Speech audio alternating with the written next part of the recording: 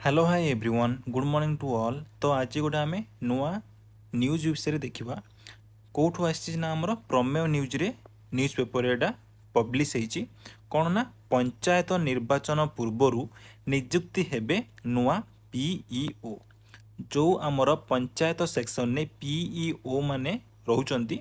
तो सही पोस्ट पाई कौन ना पंचायत निर्वाचन पूर्व ताकू नियुक्ति देवाई कौन ना ताकू नोटिफिकेशन दिया हेची काहाकू ना प्रक्रिया सारिबाकू ओएसएससी को पंचायतीराज विभागर चिठी। तो यू गोटे आम क्लीयर हवा जो आमर ओ ट्रिपल एससी जो 5989 नर्सिंग ऑफिसर पोस्ट जोटा कि ऑलरेडी रिक्वेशन आमर डायरेक्टर नर्सिंग क्या पठे ना ओ ट्रिपल एस को पठे देची बट सीए ए पर्यंत को रिलीज करूना।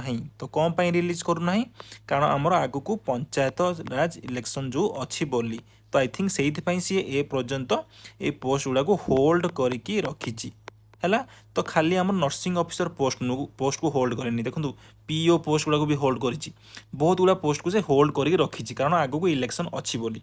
तो सही पोस्ट गुड़ा को सी जल्दी कौन कर रिलीज करने आमर पंचायत निर्वाचन पूर्वर तो से आमर जो पंचायत राज जो सेक्शन अच्छी चिट्ठी कर देखो सब ऑर्डिनेट स्टाफ सिलेक्शन कमिशन को चिट्ठी लिखी किए ना आमर किए पंचायत निर्वाहीकारी अधिकारी पंचायत निर्वाहीकारी अधिकारी नियुक्ति हेब कहना आगामी पंचायत निर्वाचन पूर्व।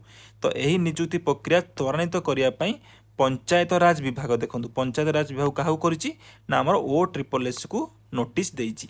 तो खाली यही पोस्ट पाई नुहे से विभिन्न पोस्ट जो ओ ट्रिपल एस अंडर रे आसुची ताकू भी जमीती से मत आई थिंक से समय ही ताकू से रिलीज करने को जीवो है।